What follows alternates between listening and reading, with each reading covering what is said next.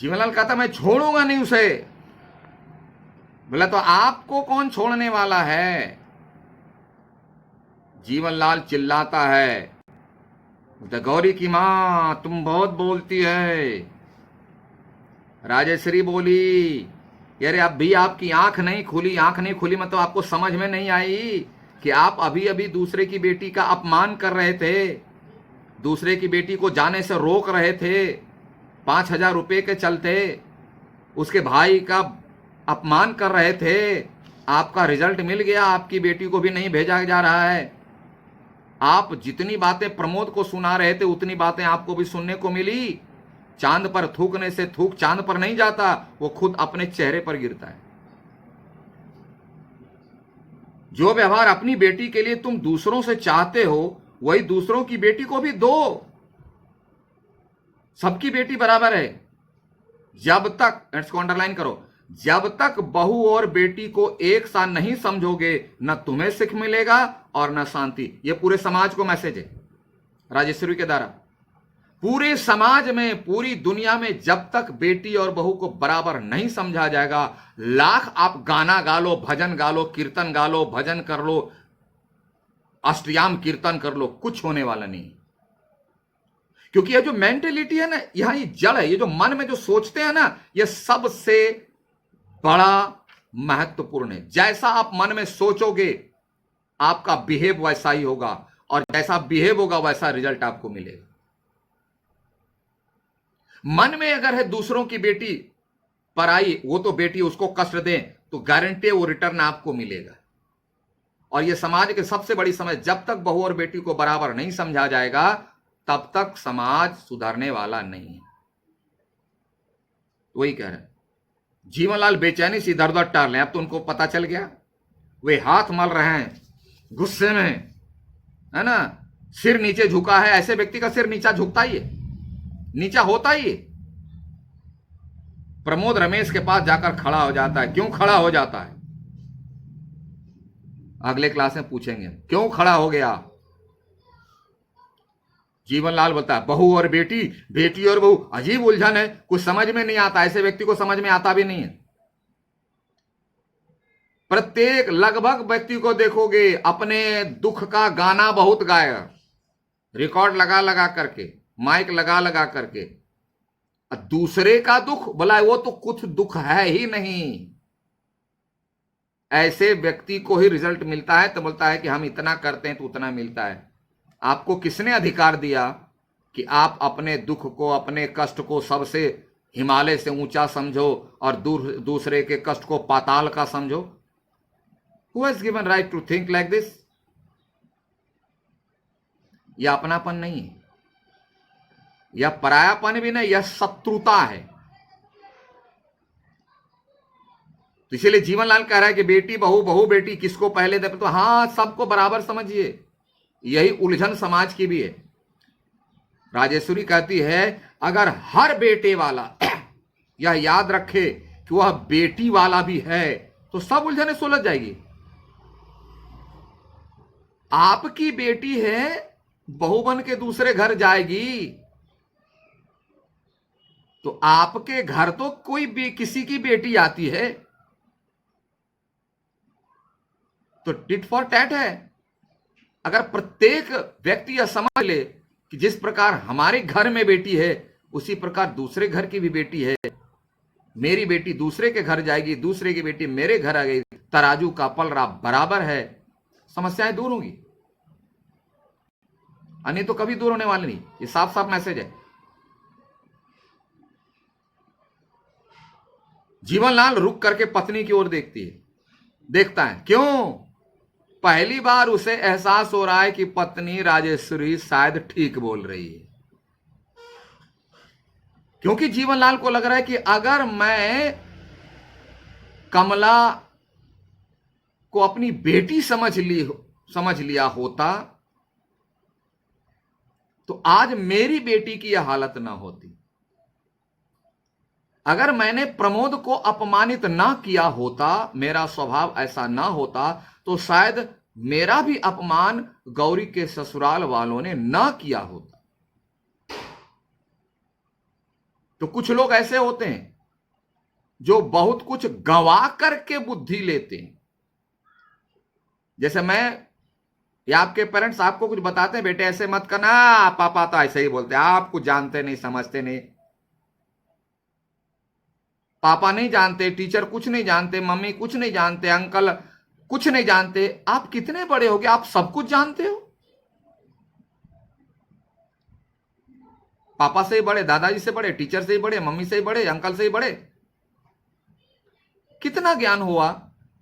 बड़े आपको फ्री में नॉलेज देते हैं कि बेटा ऐसा मत करना, ऐसा करोगे तो कष्ट होगा। तो फ्री में नॉलेज देना आपको अच्छा नहीं लगता है लेना। जब हाथ जलेगा तो बोले पाप बोला, हाँ बेटे मैंने पहले मना किया था, आगे मत छू, ऐसा मत कर। तो क्यों घाटा लगाते। ये जीवनलाल जैसा व्यक्ति नहीं बनना है। शायद तुम ठीक कहती हो। अब प्रमोद थोड़ा हिम्मत करके आगे बढ़ता है और कहता है अब मुझे आज्ञा दीजिए बाबूजी। बोले पिताजी अलाउ मी टू गो, अब मैं चलूं, आपके घर का मैटर आप संभालिए, आप विदा करेंगे नहीं तो मैं क्या करूं, मैं चलता हूं घर। जीवनलाल चौंक बोलता है जाओगे? हाँ तो जाएंगे, नहीं तो क्या करेंगे, आप तो विदा नहीं कर रहे। कितनी मिन्नतें की, हाथ जोड़े पैर जोड़े, सुनिए पैर पकड़े। प्रमोद कहता है मेरी गाड़ी का समय है, मैं जा रहा हूं। द्वार तक जाता है, फिर घूम करके बोलता है मैं जल्द ही फिर आऊंगा, मैं अपनी बहन को दुखी नहीं देख सकता, मैं फिर वापस आऊंगा और आपके 5,000 रुपये नाम का मरहम भी लाऊंगा। और विश्वास रखिए आपकी चोट के लिए मरहम लाना ना भूलूंगा। तब तो आप विदा करेंगे मेरी बहन को। जीवनलाल को लगता है कि कोई थप्पड़ मारा, यानी बेइज्जत किया। वह दुखी होकर बोलता है ठहरो प्रमोद, मुझे और लज्जित ना करो, मुझे और शर्मिंदा ना करो, बहुत मैं लज्जित हुआ हूं। अपने कर्म पर, अपनी आदत पर मुझे शर्म आ रही है।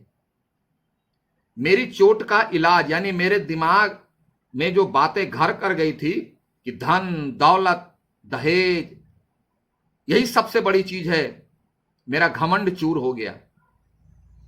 जब मेरी बेटी को भी विदा नहीं किया गया और मैंने इतना दिया, फिर भी उनके ससुराल वालों की शिकायत है, कहते हैं दहेज नहीं दिया। मुझे समझ में आ गया, अब मैं बहुत शर्मिंदा हूं अपनी आदत पर, अपने स्वभाव पर, मुझे माफ कर दो। ससुराल में दूसरी चोट से कर, दूसरी चोट मतलब जब व्यक्ति को धक्का लगता है, घाटा लगता है, कष्ट पहुंचता है तो सीख जाता है। पहली चोट क्या थी, वह जीवनलाल समझता था कि मुझे अपमानित किया गया, मुझे बेइज्जत किया गया, इसका दर्द था। तो इसके दर्द का इलाज कहां से हो गया, उसकी बेटी को नाविदा करने का जो दर्द हुआ, इलाज हो गया।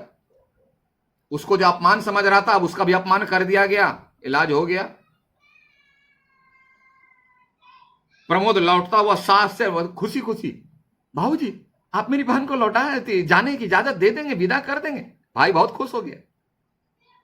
जीवनलाल ने निश्वास छोड़ के शांति से, कभी कभी चोट भी मरहम का काम कर जाती है बेटा। मतलब कभी कभी व्यक्ति को बात से नहीं सुनता है तो उसे मार लगती है, उसको खुद कष्ट होता है, तकलीफ होती है, तो सुधर जाते हैं लोग।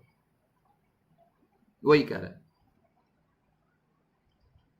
राजेश्वरी को और मुड़कर, अरे खड़ी खड़ी हमारा मुंह क्या ताक रही हो, अंदर जाकर तैयारी क्यों नहीं करती। मतलब अब जीवनलाल को समझ में आ गया टिट फॉर टैट होता है, इसलिए बोला कि राजेश्वरी को कि जल्दी जा और कमला को विदा करने की तैयारी कर।